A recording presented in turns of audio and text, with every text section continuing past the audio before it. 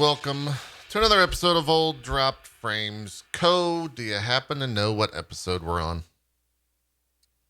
291. It's got to be close. It's got to be close. I don't know if we've crossed that threshold, but I believe it. I believe it. I think that's accurate. It's been a 2 week or so, I think, since we last did a show. We got a bunch of games to talk about. And then we're going into this weird month, at least for me. I can't speak for the two of you. But like July and June were unbelievably busy in games. And now August is like kind of nothing. There's like it's funny you say much that. going on right now. It's funny you say that because I'm looking at, like, I have a little like wall calendar so I can just glance over there and see stuff. Yeah.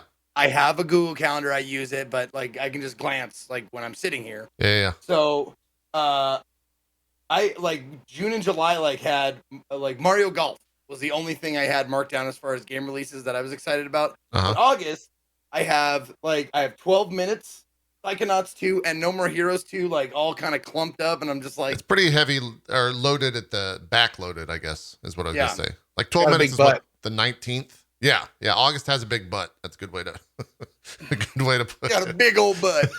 A big old booty. But up until I think 12 minutes, which kicks all that stuff off, it'll be a little bit dry. But that's okay because Blizzard is out there making news. I think about every 30 minutes now, something horrific comes out of Blizzard. So that's where we're going to start here, jumping straight into the news. I'm just going to if you haven't been privy to what's been happening at Blizzard, here's some headlines that have popped up over the past 7 days. Blizzard recruiters asked hacker if she liked being penetrated at job fair.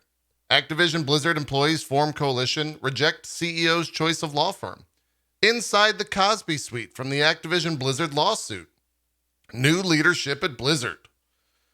There's a couple more, I'm sure, but those are at least the ones. Oh, here we go. Activision IT worker secretly filmed colleagues in office bathroom. That's from 2018. That resurfaced this week. Former Blizzard developer and ArenaNet Undead Labs founder, we need unionization on the topic of the Blizzard Activision stuff.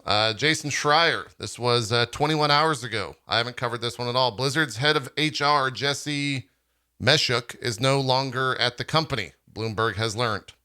Surprise! Shareholders sue Activision Blizzard for withholding harassment info. That was 19 hours ago.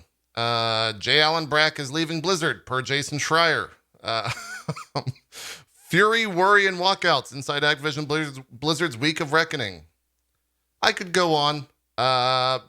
It's a mess over there. Nothing has really... I like it. Yeah, it's not going well. This all, I think, started back maybe 2 weeks ago. It feels like it was a month ago, but I think it was sooner than that, with a lawsuit filed by the state of California after an investigation that took place over the past 2 years regarding sexual misconduct and harassment at Activision Blizzard, and it's just kind of spiraled from there. That was kind of the floodgates breaking. It was. That lawsuit was kind of like the lock being taken off the door, and now that it's out there, just stuff keeps pouring out of the door. Yeah. The flood has begun. Yeah. Also, I forgot the other headline. Frances Townsend. I mean, that one's just ridiculous. She's a Activision Blizzard executive who also worked, I think, on or with. Yes, she was the Homeland Security Advisor to George Bush when he was in office. She also advocated, I think, for torture. She was the torture apologist. She put out a tweet over the weekend, I think this past Saturday or Sunday, about how whistleblowing is bad. Then she started blocking Blizzard employees on Twitter. It rampant. And now, as of this morning, has deleted her Twitter. Well, the natural progression, as one does. Yes. Yeah, I mean, it's just... Oh God! All in a matter of like how many days did that take? I think. When did this start? Last week on. So July 21st is when all of this began. So that was what, 2 weeks ago? Yeah. 2 weeks ago, almost to the day, is when all this stuff broke. So just an absolute mess over there. A quick question. Yeah. Is Activision Blizzard their own entity? Like there's no higher, like no one owns Activision Blizzard. No. Yeah, Activision is the umbrella, and Blizzard a few years ago was brought under the umbrella. So they are now Blizzard. Basically, Activision bought Blizzard, and then like a lot of the people that made Blizzard left at that time.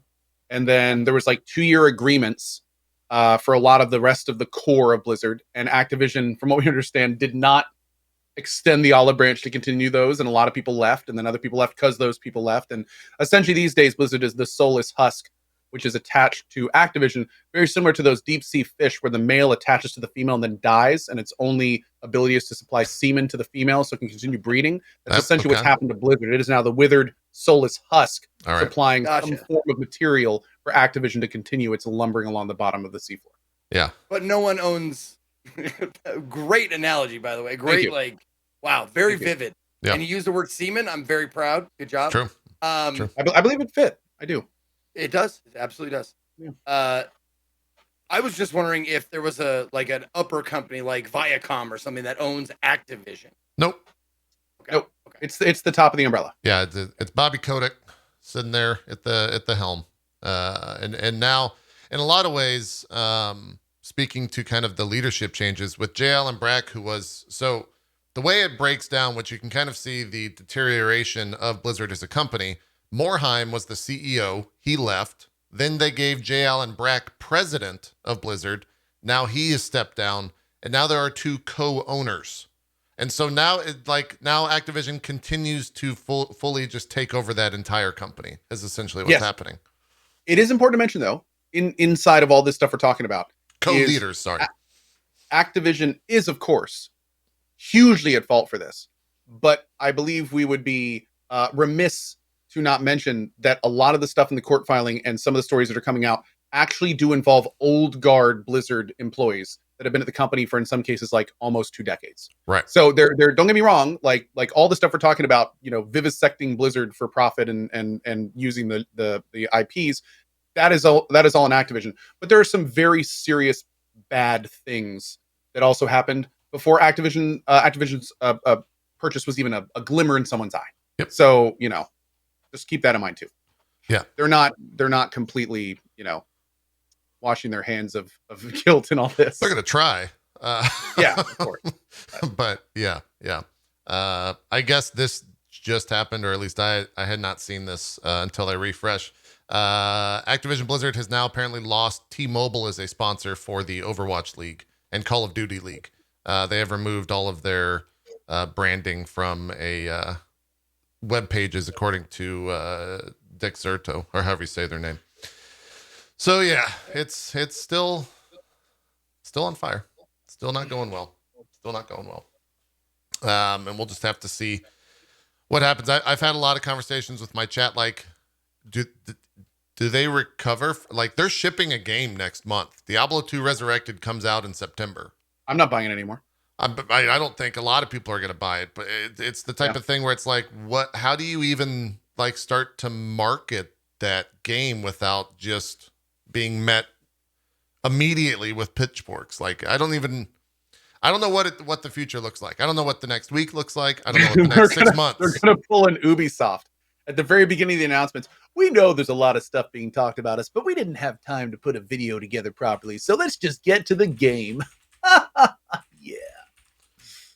Yeah. So, well, there's also a little bit of nuance as well, because I will say, like, not every person that worked on these games is complicit in these actions. In a lot of ways, they've also done the walkouts. So it's kind of shitty to be like, I'm not going to support this game because I don't want to support the company. But in a lot of ways, like, it's also going to, it's going to affect people that had nothing to do with this, essentially, in a lot of ways. And so there's not like a clear-cut answer, I think. I don't know. Did you guys see Asmongold's little short Twitter video about this and about like he had some good points in there, I thought, like about streamers like who are like one game streamers and stuff that do like Blizzard Activision games and stuff like that, and right. if they were to boycott those games, they would have like their livelihoods chopped up. Like they would quite possibly like lose all of their audience, and like that's the ramifications that go through my head. Like, it's easy for me to say like I'm not gonna play any Blizzard games, but it would be fucking like like financially impossible for some people to say that. We make that exact same thing every day by tying ourselves to a company and a platform. I mean, imagine if this dam busted on Twitch. I mean, do we keep streaming on Twitch, or do we break all of our contracts and go somewhere? Like, it's one of those things where it's if you choose to tie yourself to a brand or a company, like, you need to decide how far am I going to go for that brand or company to make my money. That's true. That's something we all do throughout life. That's not just for streaming. That's if you work for a company and something happens, do you keep working with that company and giving your time and energy? Do you have a choice to not work for that company? So it's tough, man. It's very tough. Yeah. I mean, I think that statement is the idea that I had a conversation in chat the other day, and one of the comments is like, well, they should just go and leave Activision Blizzard and get a new job. And like that phrase was so lackadaisically said that I was just like, what the fuck? How do you think jobs work? Like, you're probably still in high school. I don't know if you understand how this whole thing works, but just getting a new job forehead is not going to work, right? Like, it's not that easy.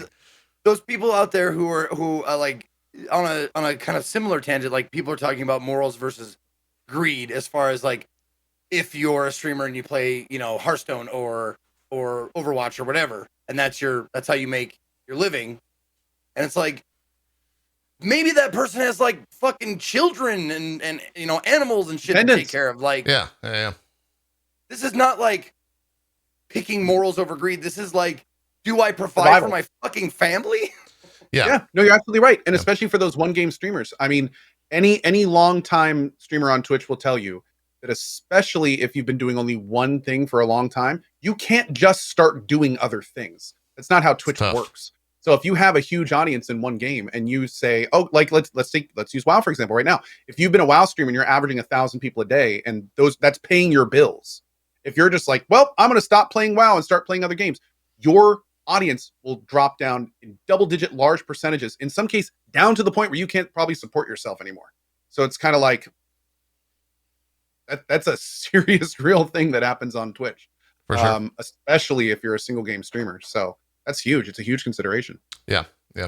I have not dipped my toes or looked at the WoW directory in quite some time, so I don't know, like, with this whole like mass exodus that's been happening with kind of Final Fantasy 14 first off, and then New World after that, but now the beta's over, so I think that's the shift is starting to either go back towards WoW or towards Final Fantasy. People are having to make a call, but New World just got delayed to September 28th. Oh, they just straight up delayed it? Somebody just said that in my chat. I mean, it was supposed to come out August later 30th, this month. Yeah. Let's see. New World delayed. Yeah, there's someone else. New World delayed until the 28th. Playing New World Twitter. Yes, 2 minutes ago. A little bit of breaking news. They put out a tweet. It says, we are humbled by the support of New World. New World received from players around the world through the closed beta. During beta, more than 1 million adventurers played more than 16 million total hours. Thanks to your support, New World became one of the most watched games on Twitch and one of the most played games on Steam. I don't know if that was thanks to it's more the dollar. It's fine. Also, thanks to the millions of dollars we poured into keeping it on the top of Twitch. Yeah, but again, hey, a lot of people had fun. A lot of people enjoyed it. So, yeah, I mean, sure. Yeah. Credit where it's due. Exactly. Passion and enthusiasm you've shown for New World validates the work we've put in over the past year, improving the game based on your feedback. Along the way, you've also given us a ton of feedback that we'll use to make New World even better. We want New World's launch to be a smooth and fun experience for all players, and that means making some improvements based on what you encountered during closed beta. So we're going to take a few extra weeks to smash bugs, improve stability, and polish the game. New World's new global launch date is September 28th, 2021. When does 2042 come out? October. Is it early October? Wait. Is it October? I think it's October. Are they going to be competing with, like, just within a few days? Is it early October or is it mid-October? It's October 22nd is when it comes out. So late October. Oh, okay. Yeah. For a second, I thought they were going to try to go head-to-head with Battlefield. That would be pretty tough. No. Final paragraph. This was not an easy decision to make. We know this isn't the first time we've changed our launch date in pursuit of quality, and that could be a disappointing to wait a bit longer. We want to be sure we deliver you the highest quality game possible at launch. Thank you for your support and feedback. We're listening. We'll see you in the Eternum. Is that like the world or something? I guess. Okay. But hey, that's a great decision on their part. Let's be real. I mean, they were going to release the game in the state that they were like 8 months ago. Yeah. And I am full-heartedly 100% in the boat where if they would have done it then, it would have been just a flop. It would have been a crucible. I mean, that's one of the reasons I like everyone saw this whole New World event that happened in the last thing. I was supposed to be a faction leader back then. And I was just like, no, I played the game and I said, absolutely not. Like, I'm not going to no, this game is not ready to release. And sure enough, they went back for 8-ish months. And the reception this time around has been markedly better. Like hugely more positive this time around. The game still has bugs. There's a lot of people that still feel there's a lot of issues with it. Some of them core. But every month they can delay this product, honestly, is probably going to be better for the product. Even now, it has a lot of, even people that like it generally have like a pretty sizable list of things they want to see fixed or better. So, yeah, good decision. Good decision. Yeah. I think anytime a game's delayed, it's the right decision, right? There's no, it's never a bad one. If the company says it's not ready, it's not ready. We're talking about New World. Yeah, we're talking about New World. I would think it's the marketing people are just like we just spent all this money on Twitch and all this money on everything else, and now we gotta fucking wait another month. I will say, with especially the amount of overt money they spent on this beta, I'm sure there's definitely a few people that are kind of like, and you want to push it back like 100% of the time and not ride all that hype out we just made. Yeah, like I'm sure there's some eyebrows being raised on that, no question. Well, and that even that goes back into kind of what we were talking about with Zeke bringing up the point that a lot of WoW streamers went to New World, right? That is what they were streaming, even if they weren't sponsored. And the Batman wasn't sponsored, and he played the hell out of that game. Yeah, they were playing the hell out of it. And now with that even being further pushed back, I think that they're going to now have an extra month now to make a decision on if they go back and play more and stream more WoW. Or if they, dip their toes into Final Fantasy or something else. So we'll see. We'll see what happens with all of that.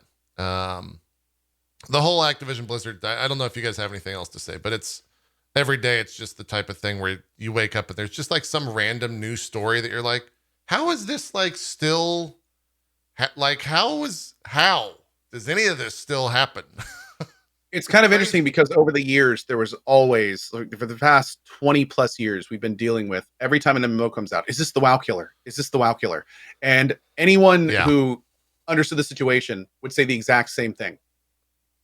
There will never be a WoW killer. The only thing that will kill WoW is WoW.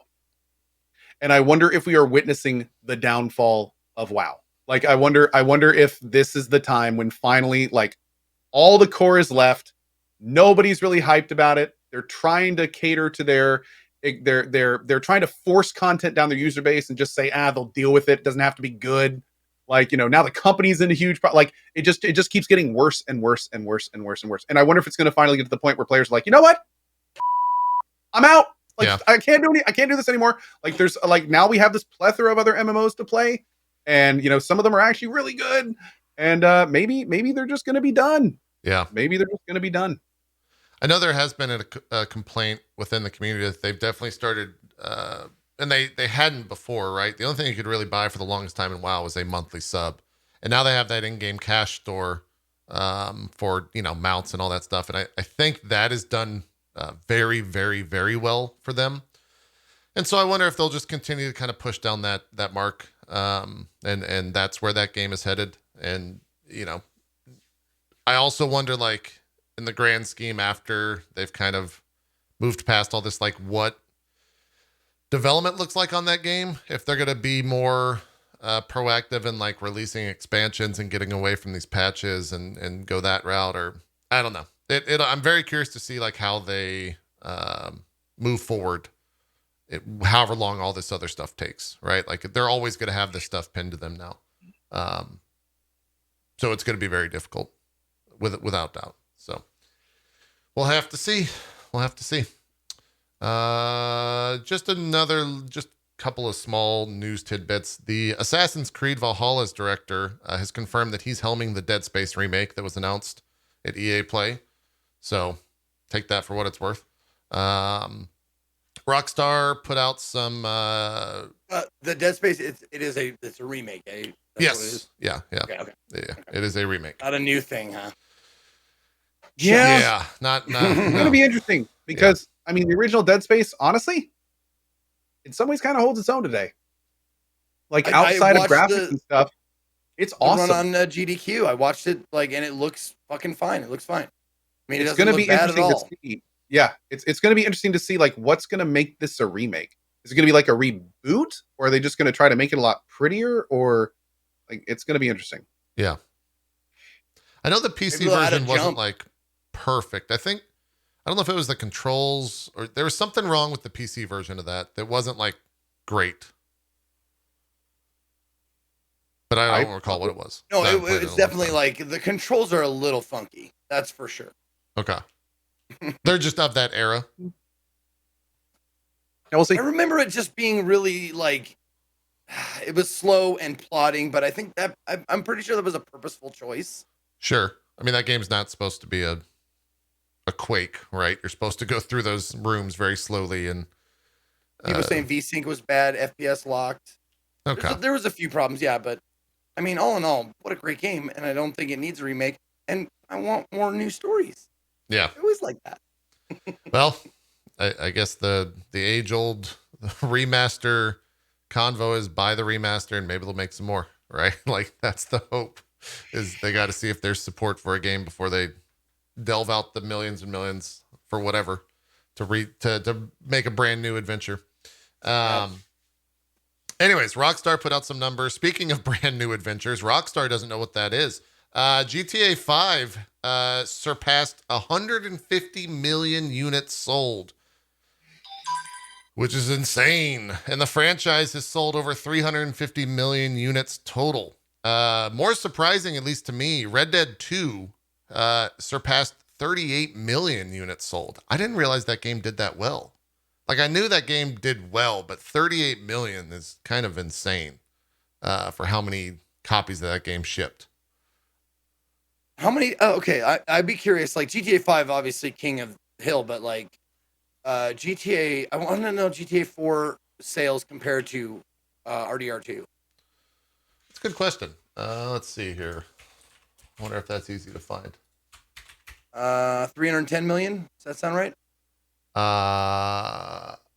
Is that right? That seems really high. Because they said the total seem really high. Yeah, the total series is 350 million units. So you might be looking at franchise sales. Okay. There, that's probably what I'm looking at then. Yeah. Yeah, sells 3.6 million copies. In what, the first week? Oh yeah, you're right. Within 24 hours of its release. God damn it, Zeke. Read. Yeah, I can't find a lifetime sales, at least not easily. Take-Two announced, at least in March 2011, the game had sold over 20 million copies. 2013 was 25 million. And I think that's the last, at least it's in the wiki. So it's done well. It's not too shabby, for sure. But I think GTA 4 is kind of what put Rockstar on the map in a lot of ways. And GTA 5 exploded what was already a very successful company, even into superstardom. So interesting stat, though. That's a shit ton of games sold without question, for sure. You guys want to talk about this Twitch stream display ad stuff? I'll pull up the help article so we can take a look at it. I got really excited and then not so excited. Yeah. Is that the lower third stuff? Yeah. I can see why you would say that, Co. Feel free to expand. Sure. So when I first saw it, I got really excited because something that we have been asking Twitch to do for a long time is broaden out the types of ads that we can show viewers. Twitch is a live platform. It's not a YouTube. So when a full screen ad plays, you're missing content. That is honestly probably one of the worst ad types you could put on live content is full screen interrupting ads that absolutely destroy any experience that a non-subscriber has to keep up with what you're doing. It just sucks. Yeah. So over the years, we have very much been asking Twitch, like, please provide us with different ways to get you the ads that you want while not directly interrupting what we're doing. So when I first saw this, I was like, oh God, this is awesome. Like, this is what we've been asking for. Like, maybe we can actually start like using this kind of stuff for multiple minutes instead of running ad blocks so non-subs can keep up with the show. Like, this is huge. I can't wait to see how they're going to tie this into the system. Yay, awesome. Then I looked into it more, and Twitch has released like a thing about it. And basically what these are, as of now, is they basically have nothing to do with the current ads. They are a new revenue stream for Twitch. They are and streamers, to be clear. They basically can be activated or deactivated to run not, I guess I will say in parallel, but you won't see them at the same time. You're not going to see an ad and then see the screen get smaller for the little ad, but the systems run in parallel. And it basically is, I think they said 3 times every hour is what it starts if I'm not mistaken. Yeah, they put out some, let's see. We'll start with 3 per hour, 10 seconds each, with a max of 8 per hour was the max. So essentially it is a new form of ad. It does not affect pre-rolls at all, which I think is a big disappointment for a lot of us. And then also, as people have been very clear over the last few years on Twitch, casters are of course running a lot more ads than they used to. So there is, one can very easily infer that there is casters being asked to run X ads. So clearly, since these don't count towards the pre-roll, they wouldn't count towards that either. So it's the kind of thing where you're going to see the same amount of ads you've seen before. These are only on top of that. And there is no way that the two systems are going to interact. And honestly, at the end of the day, I think I speak for most people when I say that's just about the worst implementation we could have hoped for something like this. Where it's at the end of the day, it is just 2 words: more ads. There's no easy way to spin it. There's just going to be more advertisements. You're not going to be getting different advertisements. Your viewing experience is not going to change. It is just, at the end of the day, more ads. Now, the hope, as misplaced as it might be, is that they're going to use this type of ad over time and then maybe implement it into kind of the core ads in a more way. Like, it'd be great, for instance, if I ran an X minute ad block, that I could do 1 minute of full screen and 3 minutes of shrink screen or whatever. Like, it'd be awesome if then I could use this somehow, maybe even at a different ratio. So I'd have to run like these for twice as long than the full screen. Some kind of way to pull this type of non-show interrupting ad into the main broadcast. Right. But right now, it's just simply not that. It's just from what I understand, it's an on-off toggle, and you basically say you want them or you don't, and they're just more ads. Yeah, we'll see. That's what it is. We'll see. I think they have also touted this as a quote experiment. So hopefully, maybe they'll listen to feedback and some of that might change. Or maybe they'll, put it back in the lab and figure out something else. But I think I think just saying it's more ads is probably the best way to summarize this whole thing. Funny enough, I was talking with Barry. I would love to just be able to do that with the stream in some form. To have like different things for like my own content pop up there. Like, hey, go check out something else not on this platform. But Twitch, there's no way Twitch would do that. Yeah. Yeah. So it's funny because then I start like, well, wait, what if I advertised for myself? Then this is kind of not that bad of an idea. But otherwise it's a little bit rough. Yeah. Now you got me thinking like if you could construct it in such a way so it couldn't take stuff away from my channel bot. Instead, it would just go, whoop, here's my Twitter. Whoop. Exactly, yeah. Whoop, here's my YouTube. Whoop. Yeah. Instead of like having like a chat bot do it every so often, which is to be fair, what most people have. These days you could easily do something like that in OBS. You could have a pop-up on screen, yeah. Just saying. Yeah. Like even with a stream deck can adjust your video. So you can hit a stream deck button that shrinks your video, you do a little pop-up and then makes it big again, and that would all be done with a push of a button. So I mean you could do that if you wanted to. A version of that. I think being a How call does to it action sound, that's though? manipulatable. Can you make the sound effect? Not as well as there you go. I don't think. Yeah, it'd be tough. Pretty good. Pretty good. It's not bad. Oh, yeah, that one hit No, home. I'm talking about a clickable thing, like something Yeah. you can actually click and That's with a link. different. Yeah, that would be really cool. That's overly complicated, but yeah, it'd be nice. Yeah. Or even for, Even if they for get it. sponsored streams, right? Like having that be where the call to action goes Oh, yeah. rather than below the fold or something like that. Like, yeah, it'd be beneficial in a lot of ways for that, but just as a In straight fact, up what ad, you just said, if Twitch isn't working on that right now, they're crazy. Especially for Twitch sponsored stuff. well, for If you're Twitch doing a sponsored sponsored stuff, stream yes. with Twitch, which happens all the time, Yeah. like for them to not be able to put the sponsored stuff in the shrink down that's clickable, like that just makes sense for Twitch. Yeah. Like if that's a great idea. If they're not doing that, they should get on that like yesterday. Yeah. Yeah. Depending on how easy it is to like pop whatever the assets into whatever that thing is, the shrinking, then yeah. But Dude, it would be great to have that for like talking points and stuff. If you're not good at remembering to say those things, like I am, I'm like, oh shit, talking points. Let me just rattle them off in one big clump right now. There you go. Just put the talking points right there. It's like free demo. Now, the other thing so they say participating creators can opt out of having stream display ads shown on their channel via the creator dashboard by navigating the settings, partner, affiliate ads. Do they say, or do you think the goal is for this to just be on by default on every channel at the end of the day? Yeah. And I guess it probably will be opt out, right? So that the streamer themselves have to go in and opt out of it rather than opt into it, right? Because yeah. To their credit, they did say that if you have ads turned off for subs, then even turning these on will not show ads to subs. Okay. Yeah. I think I saw something. Yeah, right here. That's really good. Yeah. The other thing that I thought was interesting, and so did my chat, there's no mention of Turbo anywhere in this. Oh, they're trying article. to downplay that, probably. Yeah. Pretty significantly. Well, which is Why weird they just too. gotten rid of it? I feel like on a per user basis, it's $8 or something like that a month. I feel like $8 for a single user is a lot more ROI than like a user watching ads over a month, depending on how much they watch, I guess. I don't know. Here's the thing.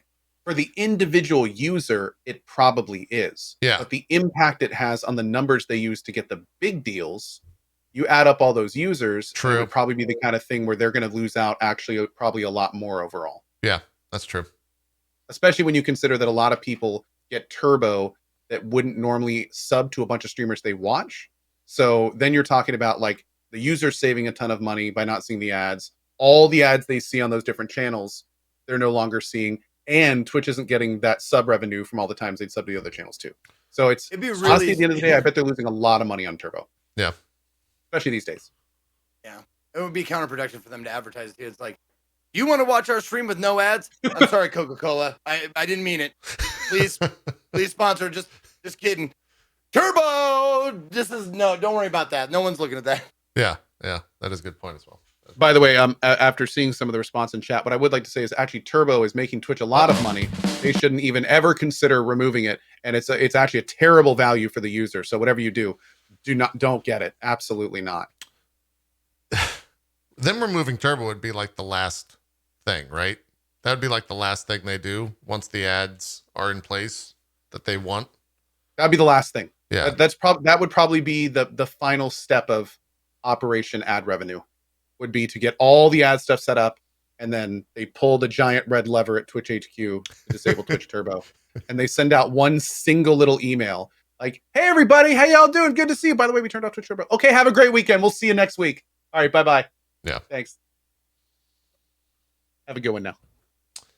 Probably what will happen. So, while I was on, we'll call it Order 69. You know what? Nice. Never mind. I'm not going to finish that thought. It was a bad thought. Okay. Bad thoughts. Bad thoughts. Push it out. We're done. Yeah.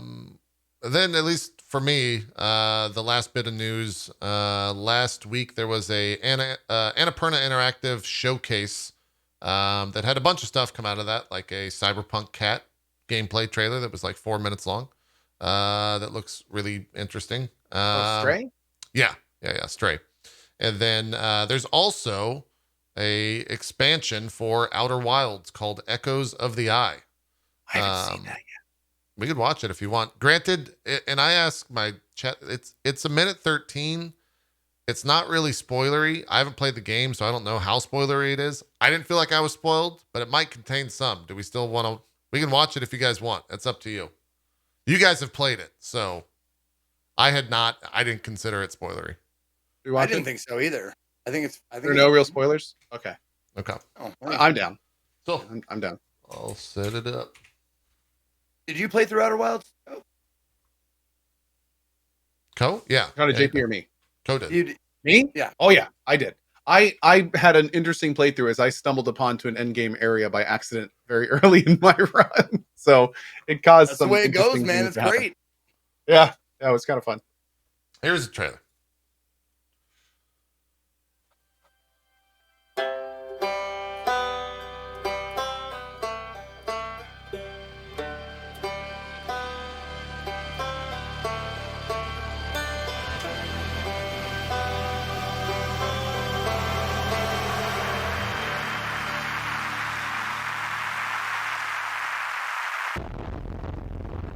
A lot of bass.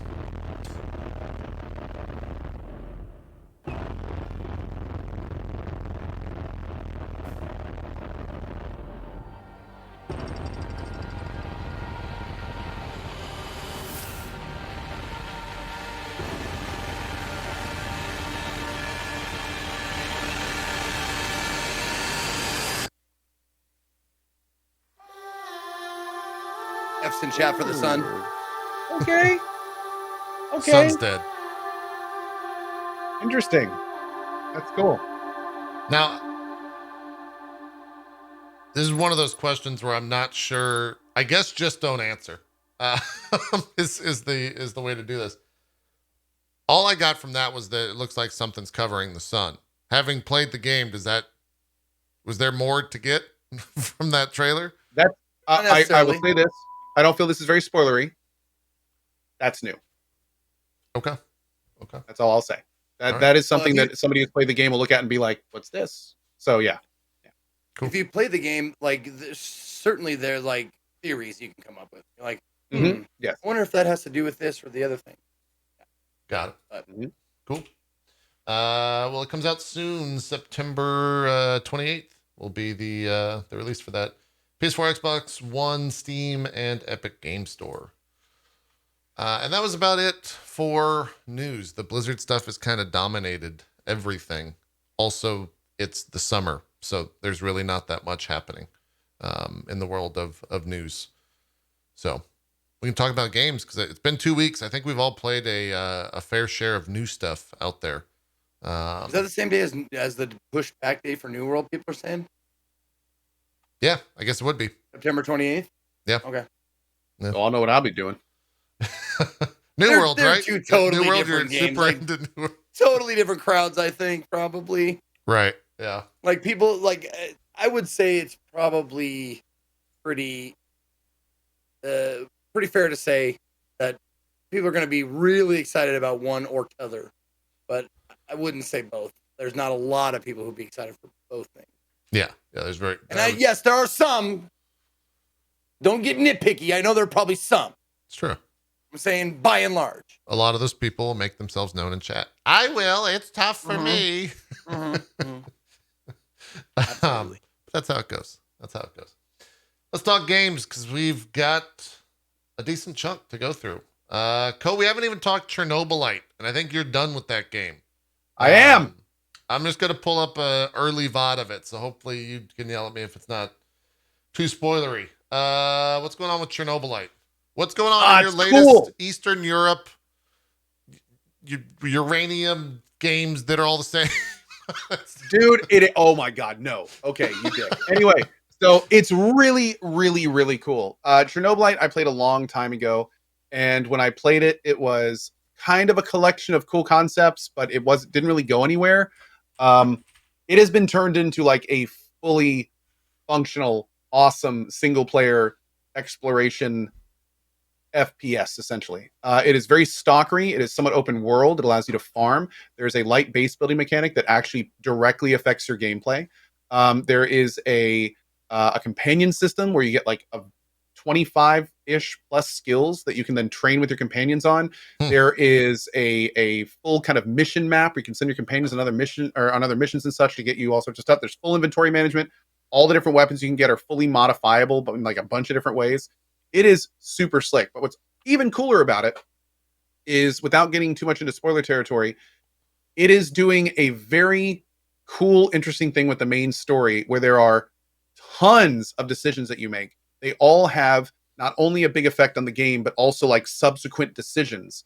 And it gets to this point where, through some creative game stuff, a big part of the game is basically figuring out how you need to configure like the course of events. And that leads to like some really cool big things towards the end of the game.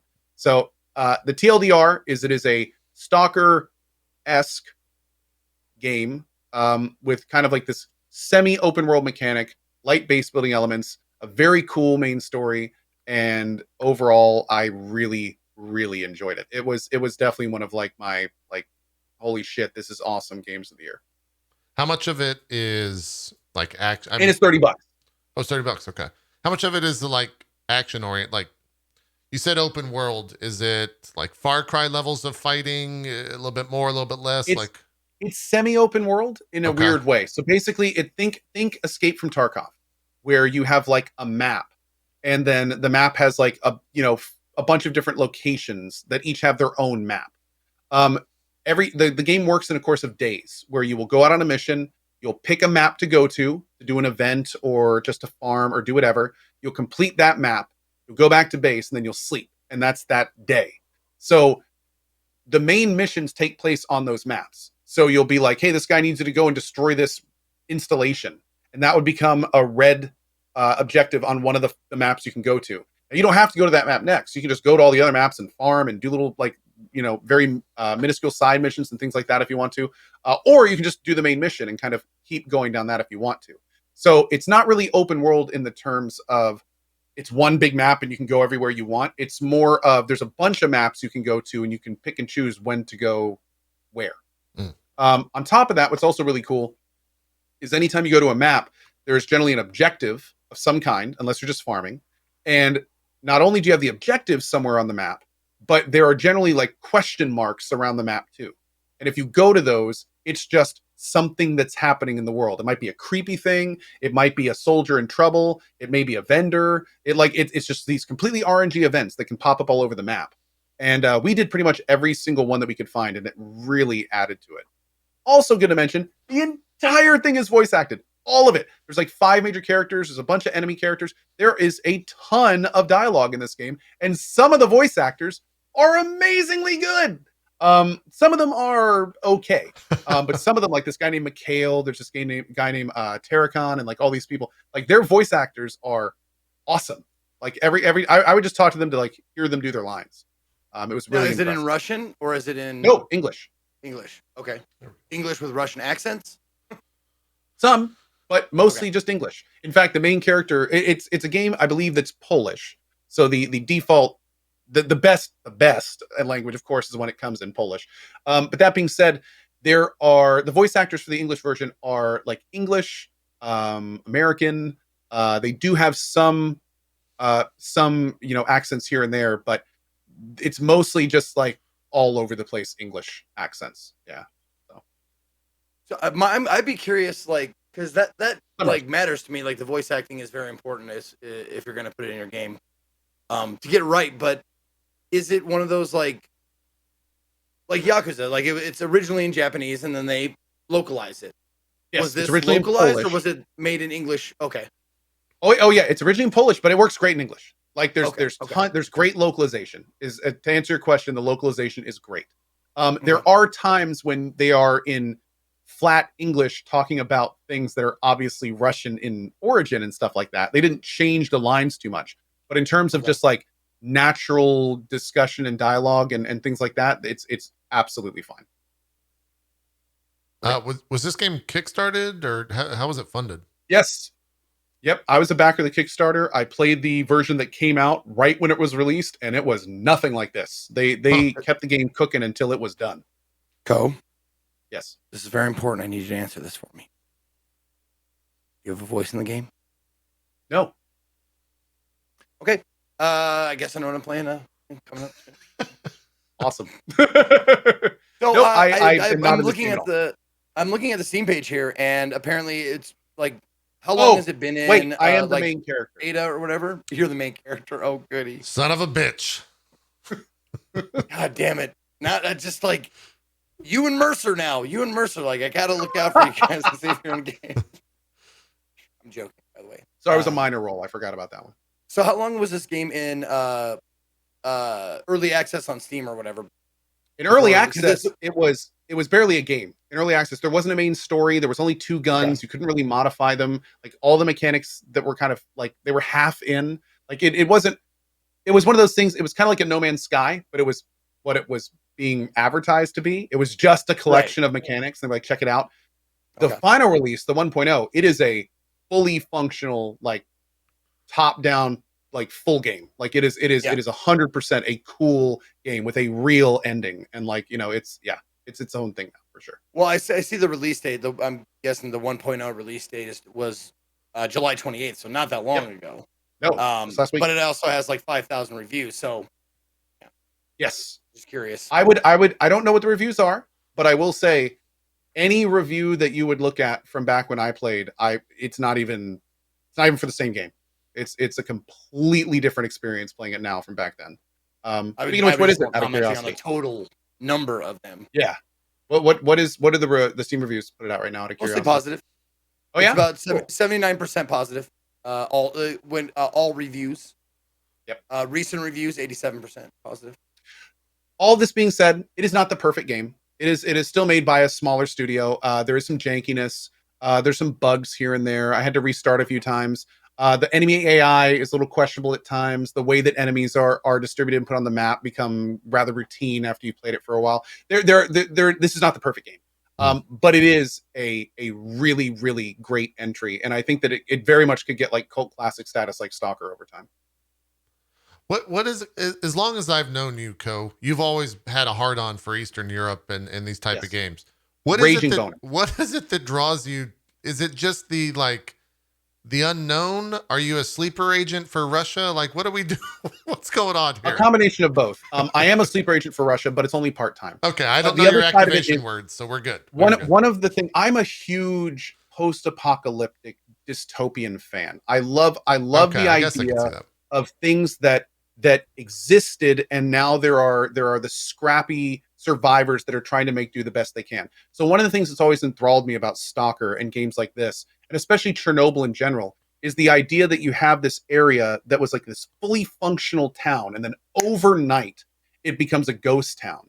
And then it's at the same time, though, the world goes on around it. So you have like this dystopian post-apocalyptic region where everyone inside of it has this like completely different experience of life and what it is, when the entire rest of the world is just going about their business wherever they are. So I've always kind of liked that. That's what I love Fallout for, like the global aspect of it, but I really love games that kind of microcosm that entire thing and make it so, like there's strands that connect you to the real world, but if you're in that, you're in the shit kind of thing. I've always kind of liked that. Do you have any interest in going to any of those places? IRL? None whatsoever. None whatsoever. Okay. Not even slightly. Have you ever watched like the different travel logs and stuff where people go to like Chernobyl? That stuff's crazy. It's like, don't go step by that bush. Why? You'll die. Just don't stay away from that bush. Actually, it depends. Do you want kids? Yeah. Oh, you do? Yeah, stay away from that bush. And then don't go near that bush. The entire time is just beep, beep, beep, beep, beep, beep from their fucking like radiation meter going crazy. Yeah. Those videos are a lot of fun to watch. Also terrifying. Because it's quite literally, do not go into that like corner or you're going to lose life. Also, actually, it's more like, it's hard to make that noise with my mouth, though. It's true. I would say thank you, Murloc, but the whole Blizzard thing going on now. But anyway, one of the things that's super interesting about this, and one thing that I think that people like me that are interested in Chernobyl and that area, this game is littered with like Russian conspiracy theories and things. And like you'll be talking to your companions and they'll be like, "Oh yeah, do you remember the ghost train that was full of radiated food that went between the states and no one wanted to eat it, so it just ran for 3 years going between them?" And you're like, "Oh, Chernobylite section was picked because it was already irradiated." And like all of these crazy conspiracy theories that you've probably heard little snips of over the years involving Chernobyl. They're all like kind of packed into this game in different places. Some of them completely true, some of them complete conspiracy theory. But I definitely learned from this game. This is one of those games where you hear something and then you just Google it to see if it's true or not, and then all of a sudden you realize you're reading like something that nobody talks about but actually happened. You're just like, oh shit, okay, that's kind of cool. So yeah, there's a lot of that in this game. Yeah. If anyone's at all curious, the ones that I have seen for like the travel logs, there's one called Cloth Map on YouTube that they went to that area and did a full-on travelogue. Very interesting stuff if you've never watched it. And when you play these games, or at least when you see videos of stuff like Chernobylite, and you look at the actual footage, it's kind of shocking how like close and eerie both places are, and identical to one another. But cool. You give it a thumbs up. Recommendation, $30. Grab it if you're a fan of this type of stuff. $30. If you're even slightly interested in games of this type, hard recommend at $30. Like it is worth every single penny. It took me 20 hours to get through it, and I loved every single hour that I was in it. Awesome. Oh, 20. I thought it was gonna like. I'm not complaining. 20 hours is plenty, but with something like that's semi-open world, I thought there was like 40, 50. Like, I basically mained the main story. Okay. I pretty much mained it. There were numerous. Right. I think I did like optional missions like maybe twice, and they go pretty quick if you just go through them. So no, I mean it's a you can spend a lot more time in the game than me if you want to. Also, strangely enough, not to spoil it too much, but there's a huge amount of decisions, and I caught on pretty quick to how the system worked with chat's help, and I was able to get it to do what I wanted to do pretty quick. But there's no question, especially if you're a streamer like you, Zeke, where you don't like a lot of backseating and things like that. Sure. There's a lot to discover and figure out in the game if you want to. Okay. And don't get me wrong, like I will gladly pay top dollar for less hours, more quality. I didn't want that to give that impression. I'm very much quality over quantity, but excuse me. It just was trying to reconcile the what I thought about the game and how many hours in it. Sure. Mm-hmm. Sure. Zeke, what the hell is Lifeline? What is this game? Oh, it is. I tuned. Hold on, real quick. I tuned into him playing this for 5 minutes, and I jumped in. And I said one thing, and within 10 seconds, Zeke put it in emote only mode. Let me do. He was. I don't think I've seen Zeke more angry on stream, like actual anger. Oh, what did you backseat or something? It was close. Oh, what did I say? Yeah. He was having this problem where his character would just refuse to see this enemy right next to it. And I think I said, and I just dropped in. I didn't know he was angry. So I was just like, hey, have you tried looking at the enemy yet? Or something like that. And you see his face just go rigid. And he looks in chat and he just goes. Yep. Okay. Nice. Okay. So, what's going on in this game? Lifeline. I'll just say it right now. Wonderful experience. I had so much fun with the ups and downs and ins and outs of this game. And I've said it many times, but it's always worth repeating. Just because, and JP, just because you're screaming and yelling and frustrated and getting fucking pissed off does not mean you're not enjoying the game. Does not mean like you hate the game. Just want to let you guys know that because there was a couple of parts. Okay, Lifeline. Let me just synopsis. Give you the elevator pitch of Lifeline. It's Lifeline voice action adventure is the full title. You control the character. Well, actually, you don't control her. What you do is the game is set up that you are on a space station that has gone through some catastrophe. And you're trapped in a room or in the room, the control room with the monitors and a headset. and your friend here, she has a headset on, and you ask her to do things. You request, like, go here, turn left, jump, run, all these things. And she does not, hello? Okay. She does not move, does not take one step unless you tell her to, or politely command her. Huh. Now, sometimes you don't do it as politely. And that's where the fun of the game comes in. Because the more frustrated you get, the less the game understands you. So you're saying, shoot. She will shoot if you're in combat. She will shoot.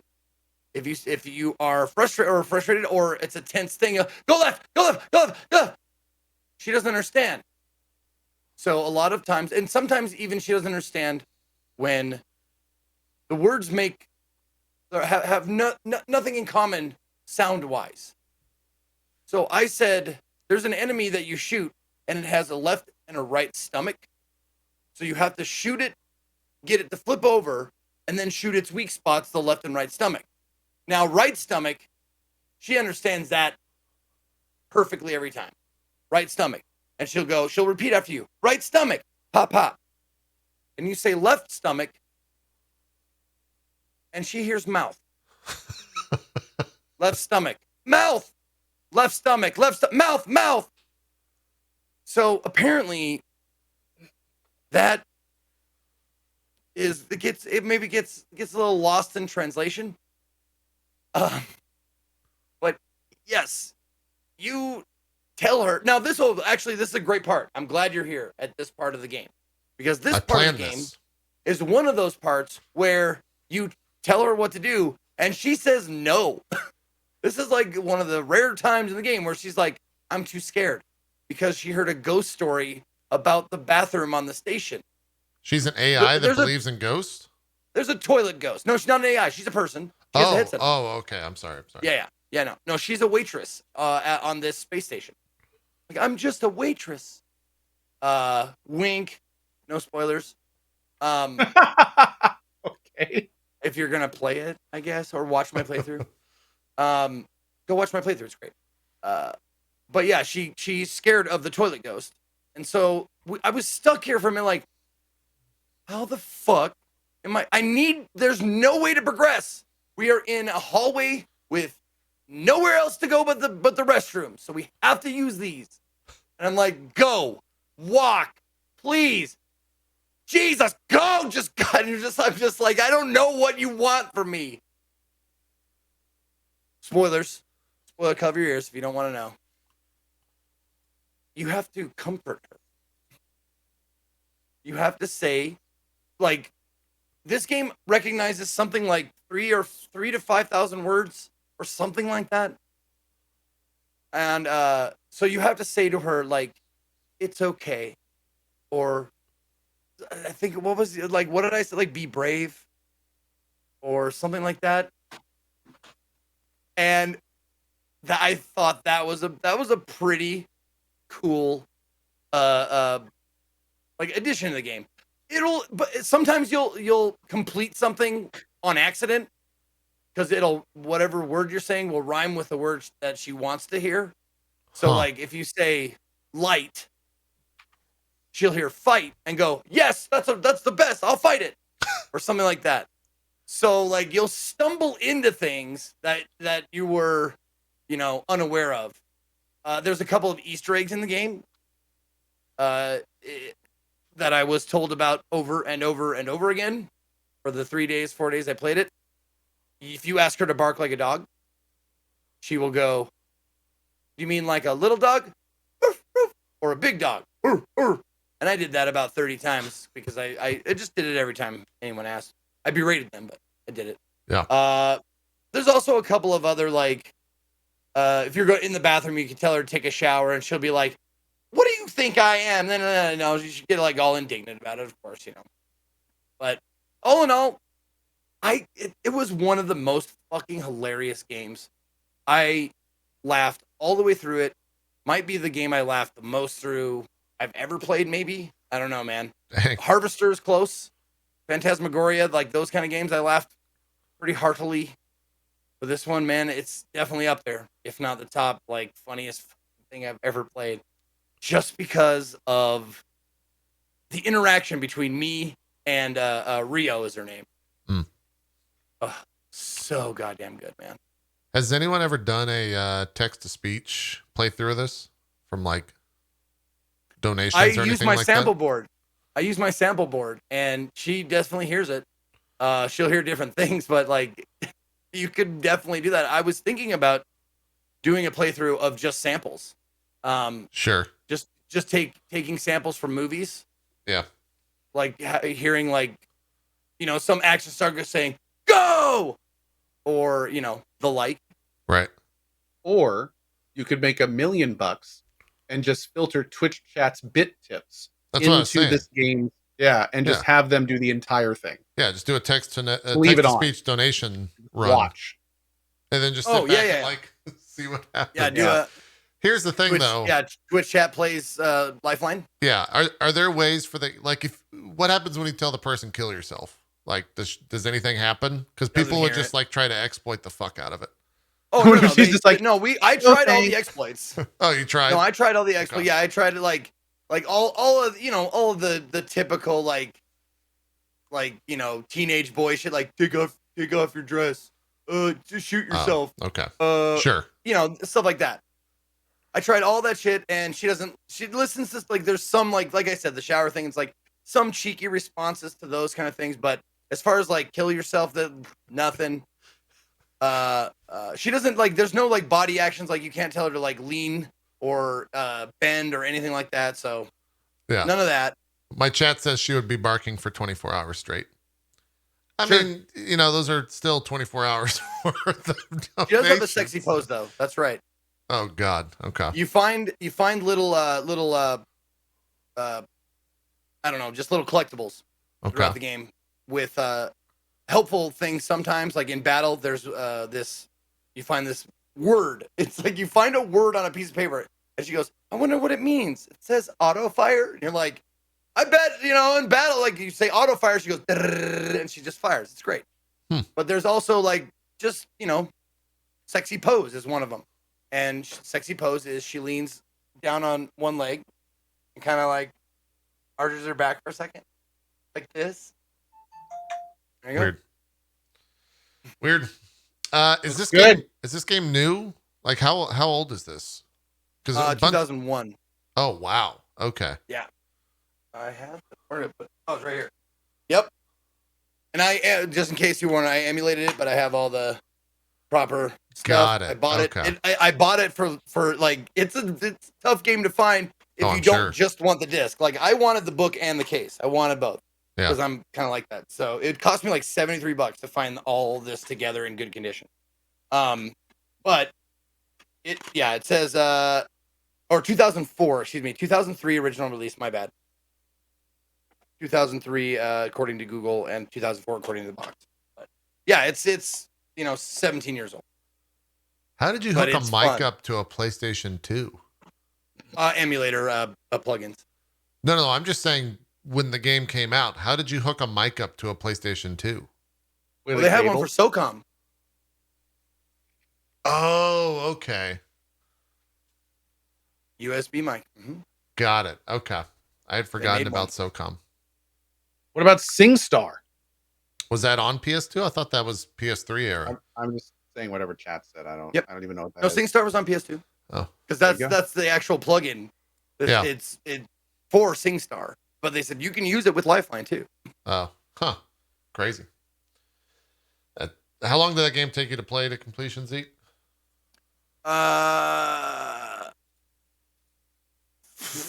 So like 20, maybe 30, 20, between 20 and 30 hours. I don't know. Okay. I really don't know because all the time it just flew by. It was too fast. All right. I wish there was more to the game. Sure. The thing is, like, I know the speed run of the game is I want to say just over 2 hours now. Huh. And if I told chat, if I was going to speedrun a game, I think this would be it. I think I might like put in some hours trying to speedrun this. But I don't know if they would accept it. I might have to do it on PlayStation if they're going to accept it, like on the physical thing and not an emulator. Oh, right. Yeah. I guess. Do they not accept emulated runs? I guess not. I think yeah, they do. Okay. I'm sure they do, but it's a different category though. I'm not. I don't know. Right. Like Yeah. if it's the true speedrunners, they played on the original system. Yeah. Whatever. Right. Makes sense. We could talk PoE for 5 minutes because I think that's about how long me and Co played the league, at least on stream. Co, what'd you think about? In all honesty, I've actually been playing it the past 3 days at night, just like an hour or two here and there, and playing much slower because that's what that game is now. But yeah, I still kind of think the same thing that I did upon release. Co, what did you think of the PoE changes in 3.15? I think that it's a lot. I think that a big thing about PoE I always liked was kind of the thing about being able to just, kind of tune out and farm loot. And that's one of the things that I've said numerous times on this show and on my stream, that my favorite leagues are one that just kind of cater to that same gameplay loop and are things you can do easily along with what you're already doing. Mm. And I feel like this league kind of spun it all on its head a little bit. It's a lot that has changed. I did a 2-hour sponsored stream of it, and by the time I was done with it, I was kind of like, yeah, I think I'll probably sit this league out. Just because it feels like a completely different experience now. And I think that it may be a testament to maybe being a little bit slower with maybe a little bit less verbose with overhauls. I think that it's a cool concept in kind of slowing the things down and making them a bit more dangerous, but in the same vein, it's a big change right now, especially in the early game, because that's all I played. Yeah, and I don't know. I'm not like a huge PoE person. I usually dive in every league to play it for a little bit. Sometimes I go a lot longer than others, but I think for casual players, it is a lot to take in. Yeah. I think it's actually, speaking to the idea of like a casual player, I think if they were to play this game now, they wouldn't actually get out of Act 1 until being like, they made a game that was already a giant hill, mountain, Everest that you have to climb over to like actually understand it and get into the game. They've actually added like a second Everest to that mountain in terms of enjoying and understanding what that game is. To give you an idea of how the community is receiving it, Path of Exile for the first time is mixed on Steam. Wow, I did not know that. Free to play game. Yeah, I know that everyone was touting like player percentage drop offs or something in that first weekend was the highest it's been or something like that. But I think in a lot of ways that's to be expected with the amount of changes that they did, right? Like, yeah, change on the internet doesn't ever do well, and change in a game like this is not going to do well, especially when they basically took what was like the core of it, which was a fast ARPG power creep simulator, and now it's not that, right? Like, people are going to be a little bit. They changed the core. I think that's a really good way to say it. And one of the things that I think definitely would have been a lot smarter is to take everything in this patch and like break it into regions or types, and then slowly introduce that as like something happening in the background as they do their normal big introduction of different things. Add into that personally, I feel the mechanic of this league on top of this also slows things down a lot, which made it not super great. So it was kind of like a double whammy in some cases, but yeah, just a huge amount of changes, a league mechanic that was okay. And it was just a little bit of a not my favorite league. Yeah.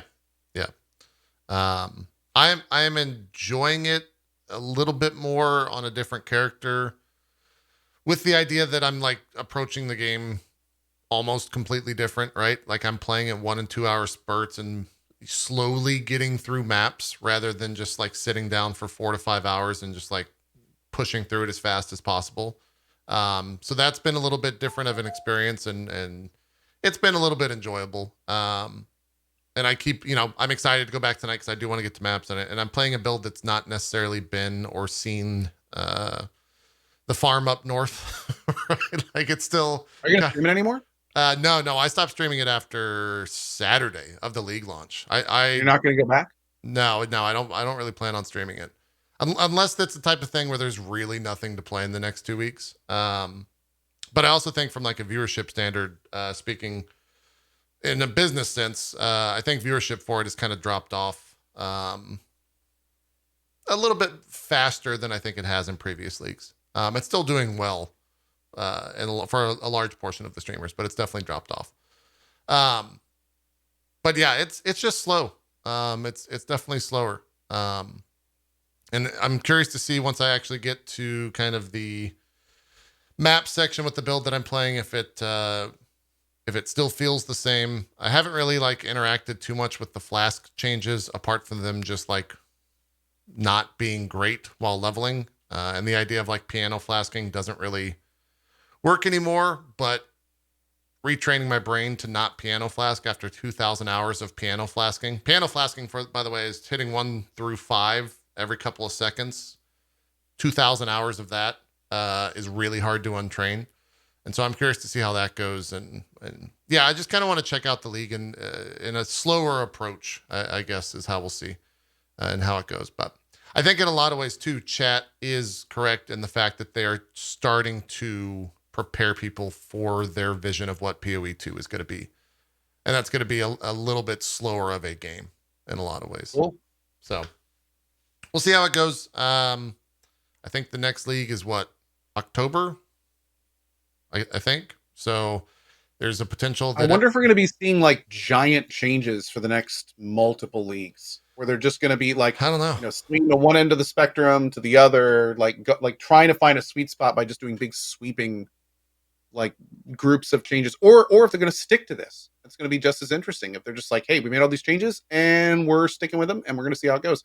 Although I have to say, with the general reception, don't get me wrong, I'm seeing a lot of people in chat that are saying that they like the changes. They're having a great time in this league, and that's awesome. I'm glad a lot of people are. Yeah. But it does seem the general consensus is a little too much too fast.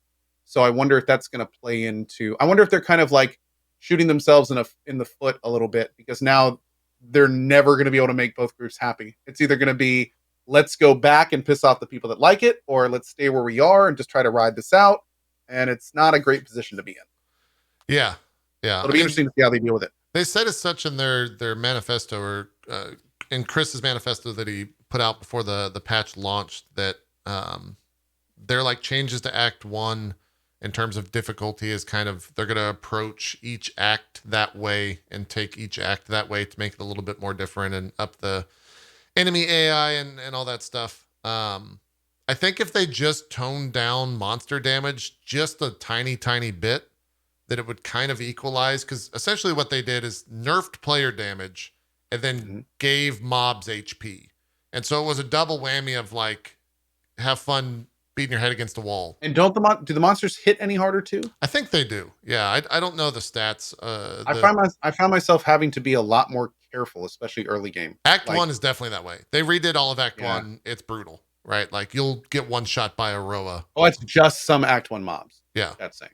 Yep. Okay. Yep. Okay. Cool. And it's brutal. Like I said, a Roa will one shot you. If it rams you, it will kill you. Were the changes to Act 1 just for Act 1, or is this them trying it on an act with plans to extend them out? As I just stated for the past 5 minutes you're reading chat, they're going to be changing this over the course of time. I know. I'm talking specifically about the damage, not the other stuff. Just the damage we're talking about. I think just the damage was for Act 1. Just the damage. Yeah. I'm listening. There's something else to do right now. Yeah. Man, it's nice that it ain't me this time. Yeah. I was listening. You misunderstood me. I've been freaking talking to you the whole time. What are you talking about? Anyways, it's definitely an interesting. I'm not even logged into Final Fantasy right now. I know that's telling, because I logged in to yell at you to log out and you weren't even online, and now I'm online doing my retainers, and now I'm not even online. This is all a goof. Anyways, if you could show a little respect. JP, while we're discussing this, I'd appreciate it. The first time in 291 episodes that he's not online. Kudos to you, good sir. To be fair, I logged out 10 minutes ago. But that's not the point not... or part of this conversation. There you go. That's PoE. We're not the PoE aficionados. I definitely think if you want more questions answered, definitely go hit up Ziz or Mathel and kind of that crew. They have played the game every day up until now, and will probably continue playing the game for some time from now, and can give you a lot better opinion on it. So go check out their stuff. I think they might even be live now. Cody, you want to talk the Ascent? Did you finish it? Did you finish that game? I did. Okay. I did not. Tell me about this game. Everybody's raving about it. I want to know. Oh, it's so good. It's like it's a twin stick shooter. It's got phenomenal environments. It's got a fantastic soundtrack. It's got some RPG elements, a large amount of guns. It's pretty fast paced, although the traveling around without killing stuff could probably be sped up a little bit. But it's just fun. Like, I had a great time with Ascent. The story was cool. I can't. The team that made it is named Neon Giant, and they are a smaller team. I think there's about 12 of them. They did have help from like consulting stuff outside. But man, this game was fun. I mean, the music is so good. It's not only like a super techie soundtrack, but it's that kind of music that amps up as you're doing things in the game. So like you'll come up to a timer or something, and the music will start like for the first 30 seconds, like kind of muted with a phase over it, and then all of a sudden it gets to like a minute, and then all of a sudden the bass drops and it starts like really pounding and stuff. And yeah, it's a great game. And if you like top-down ARPGs, strongly recommend, especially if you're a Cyberpunk fan. I had so many people during this being like, "Oh, cool! It's like a better Cyberpunk." And I was like, "No, it's different, but there are things about this game I do like better than in Cyberpunk." It really does a great job of making the cities seem immersive. I mean, look at those backgrounds and stuff. I mean, the music was fantastic the entire time, and strongly recommend this game. Price is good for it too, and it's on Game Pass. It's on Game Pass. Game Pass version is not the Steam version though, and I think they're trying to rectify that. But the Game Pass version does have some weirdness. Like, you can't go to DX12, which is fine because it's buggy anyway. You can't do a difficulty selection on the Game Pass version because it's the Xbox version. There's no difficulty on the Xbox, so there's some weirdness. But overall, it's great. Because I played DX12 on Game Pass, but I don't think the DSLR is a camera. DLSS doesn't work. Yeah, okay, I'm sorry. And ray tracing either. I assumed that people couldn't use that stuff because they couldn't do DX12, but I guess you can do DX12 and just not turn that stuff on, or not have the option to turn it on. Yeah, it's different. I think at the end of the day, I think that statement is true. So, how much? So I'm trying to think of like set piece wise without spoiling. The story was whatever to me. It's all voice acted. At least I think it's all voice acted. I only played up to a certain point. Some of the quests and stuff aren't. How long was your playthrough? I guess is maybe the best way to say that. Because I played 5 hours, 6 hours into the first day. 13.8 hours, and there were a ton of side quests I didn't do. Yeah, there's a lot of side quests for sure. Then I probably got about halfway through it on day one. What like gun did you use? I feel like that. I bounced around. Okay. I really liked assault rifles though. Same. I was a big fan of assault rifles. And as I got closer to the end of the game, I was using some different ones as well. But mostly assault rifle. Yeah, this turret sucked, by the way. Same thing that's happening to you happened to me. It did a lot of damage. Use the wrong gun type. Does the story change or pick up, or is it kind of the same all the way through? It picks up. There's a couple like major events that happen in the story that I feel make it a lot more interesting. Okay. Like, you go from working for one person to another to like a different situation to like, all of a sudden there's some reveals and stuff. So there is definitely more interesting story stuff in the later part of the game. Got it. Yeah. I think. How does the skill progression work, or if there is one? Skill progression is done in a couple ways. There's not really skills, but there's stats. There's also armor and gear, which affects those stats as well. But the stats are broken into a variety of things. Like there's a crit rate stat, reloading your tacticals and how much tactical juice you get. That's like grenades and turrets and spawnable robots and things. There's some tank type stats. There's some spell casting type stats, which is like your cyberware and things of that nature. and then some gun related stats for like reloading and how accurate guns are, things like that. Is it all discovered or is it XP based? It's mostly XP based, but then your armor also plays directly into your stats as well, and you're constantly getting different types of armor and things you can wear and use. So that factors into it for sure. Is there The reason why I ask is because it looks like your base speed seems a little bit slower to me. I'm just wondering if there's like augments to like pick that up. Your base like, speed is if I want to slow. be like a melee character, or if I want to be like no melee explosives or something like that. No, okay. Yeah, you kind of always have to shoot a gun. There's a melee ability, but it uses like a different resource pool, and it's not something. And one of the only ones. Yeah. Is that one you get at the beginning? There's a couple others, but there are like shotguns, which if you're right next to the enemy, do a huge amount of damage, and if you're not, they really don't do well at all. And there are some ways to like traverse distance and stuff, like leaping in and things of that nature. But primarily, one of my biggest complaints about this game was the move speed. There's no stats that raise your move speed. There's no sprint or anything like that. Yeah. And there are portions and times in this game where you are just having to run across large areas, like in a city and stuff like that, where you're not really doing much. I think they probably put that in to let you kind of appreciate the very cool cities and maps they've crafted. But at the same time, I really wish there was a sprint in this game. Yeah. It would really help.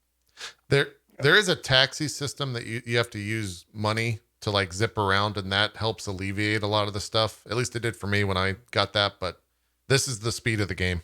What you're seeing it's also here. Dodging. You're not seeing me do that a lot in this game, but there's a dodge mechanic. You can even alter the dodge with some stuff later on. Oh, cool. And if you do spam dodge, then it does go a little bit quicker, but not a huge amount.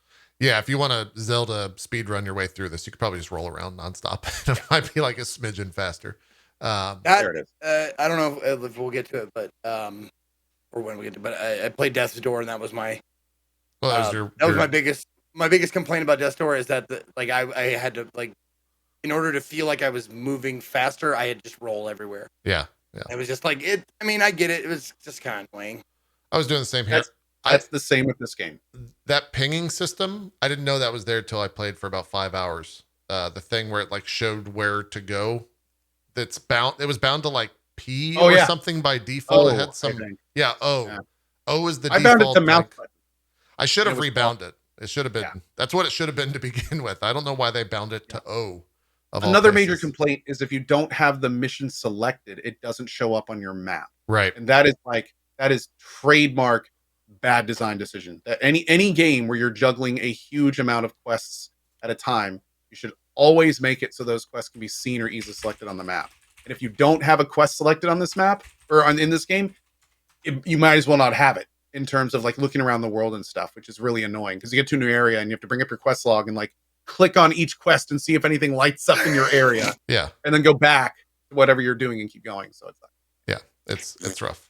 It's rough. You made me your chat comment made me laugh. Yeah. By the way, in case you didn't know, guys, O is what starts objective. That makes it a good keybind. Not that it's on the complete opposite side of WASD on the keyboard. That's what makes it a bad one. Thanks for listening to my TED Talk. Yeah, that was a problem 20 fucking years ago with Deus Ex. That was my biggest complaint about Deus Ex. It was like all of the key bindings you need that are not movement are on the other side of the fucking keyboard. Yeah. I'm pretty sure they didn't expect you to use a mouse back then. Yeah. I know. I know. You know what? I want to caps you right now, Co. True. I know they didn't expect them. But yeah. Anyway. Well, then they shouldn't have put in mouse support. That's on them. That's true. It's true. I found myself like this game touts itself as a twin stick shooter, but I kind of enjoyed the cover aspect of it a little bit more than I did, like, because it's still a twin stick shooter, which also, funny enough, Zoomers don't know what the fuck a twin stick shooter is. I don't know if you encountered that at all, but I had to constantly explain what a twin stick shooter is nonstop, which was really interesting. What's the first one you remember? Like, what's the first one? It's the Xbox Summer of Arcade games, where like every game was a twin stick shooter back in the day. Hotline was mine. Hotline Miami. Like, that's where I discovered, like, oh, that's a twin stick. That's what they mean by that. Okay. Yeah. I mean, I guess Smash is probably like one of the first ones that I played. But yep, Smash TV. Anyways, I found myself constantly using the cover in this game to like great effect, and that made the combat a lot more fun than just kind of like walking around and shooting nonstop. And also the idea of like, if you aim down sights, it like elevates your shot or something like that, where you can't shoot people if they're you can't shoot people if they're or monsters if they're small, but if they're like hiding behind a wall, then you can elevate your gun and shoot high across it. That was a fun little thing they added in there. I think first and foremost, though, what this game does the best and what this game was very much impressed me by was just how good it looks. Through and through, it's a phenomenal looking game, and they do not they make set pieces for you to just be like, pretty good. Pretty good looking. Like in the very beginning, you walk up to an elevator and there's this giant background. You're like, God damn, that's impressive. That's very impressive. It is like the same as coming out of a cave in like an RPG, and you get to like you're standing in front of the whole open world you're about to traverse. There's some really, really great set pieces in the game. Yeah, I haven't been looking at your. Oh, go ahead. I was gonna say that elevator on the where you're going like this or whatever up was a great shot as well, where it was just like very pretty, very pretty. What were you gonna say, Zeke? I haven't been paying close attention to your character throughout the skipping around in the video and stuff. Is the character customizable to start with, and B, does equipment you give change your character's look? Did they go on the character? And yes, the character is very customizable at the beginning, and then every piece of gear, and well, not every piece, but your helmet and your chest and your legs. I think that's what you have, right? Maybe missing sounds about right. I'm pretty sure it's those three will all change how your character looks completely. Yeah. So and there's tons. There's there's visors, there's like full helmets, there's crazy big helmets, there's like hacking things, there's anywhere from like normal straight trench coat style jackets to like actual cyber tech armor to like flak jackets with lights on them and stuff, like all sorts of stuff. Does it all look cool, or is it like a fucking stupid Harley like Quinn Cyberpunk mess like Cyberpunk? Yeah, it looks it's not like Cyberpunk 2077. They all look at least okay. You do not turn up to look like some kind of methed out clown college dropout like you do by the time you try to max. It has better stats. You definitely don't look as bad as you did in Cyberpunk 2077, but I don't think you look that great.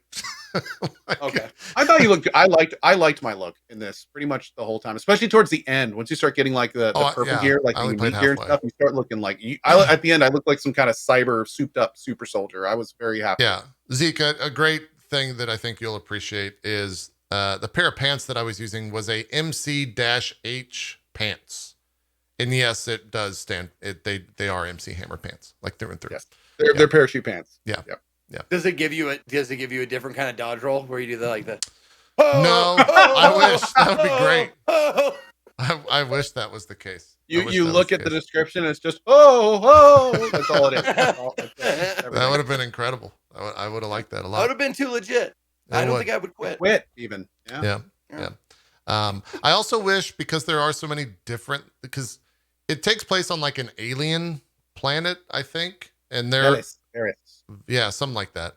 And I kind of wish you could play some of those other races, but I guess from the way that like how the game handles, where you can like aim up and crouch and all that stuff, I don't think it would have worked on that degree, unless it just does away with that stuff for like a stat bonus or something, right? Like it's a plus and minus. But yeah, I would have loved to be some of the other races, because the races do look cool. There's like this giant like hulky race, and there's also teeny tiny little guys, and they pop up from time to time. They're cool. I enjoyed it. It's all, like I said, I think we mentioned this, but it's worth mentioning again. It's all voice acted from the quest. Are the side quests voice acted?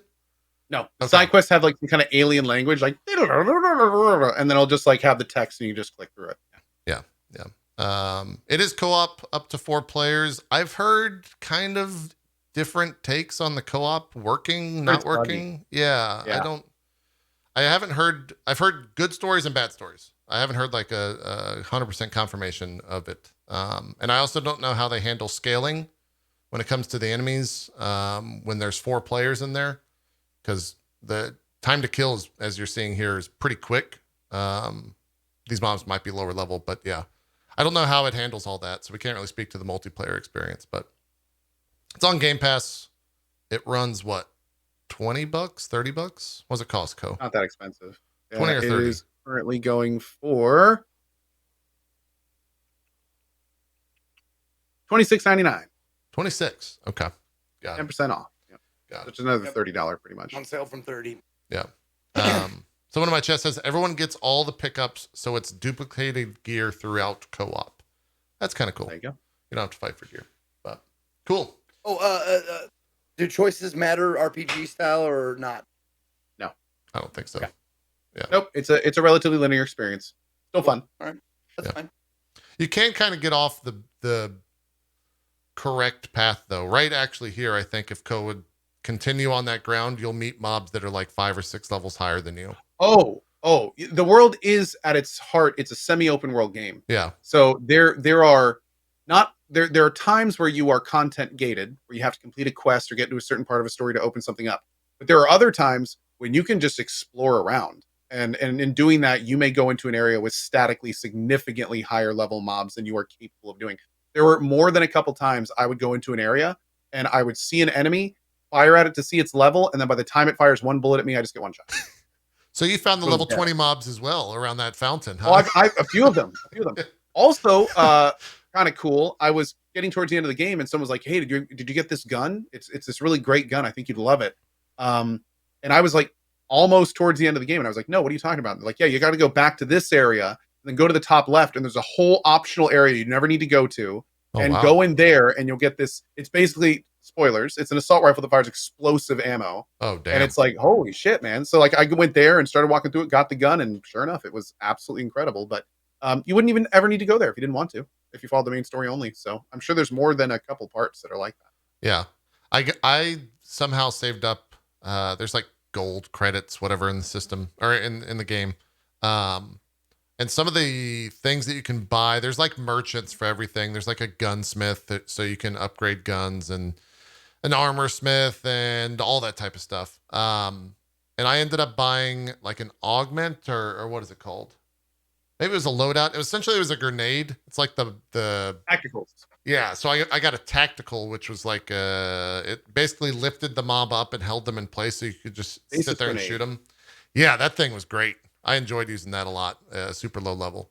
Is very, very strong. And so it has a bunch of that stuff that you can just save up for and buy and feel that power creep. But yeah, that's the Ascent. It's good. It's a very pretty looking game. I don't think it's too demanding also on PCs. Do you know? I think it runs pretty much on a lot of stuff. People had some stuttering issues, but apparently that's something that's not like performance. Yeah, I think that's DX12. A stuttering problem. Yeah, but yeah. But cool. Let's take a break. We'll come back and talk some more games because we still got a bunch that we've played over the past week and change. Zeke's got Indie Sundays. Also, you played Death's Door, right, Zeke? Was that on Indie Sunday? Okay.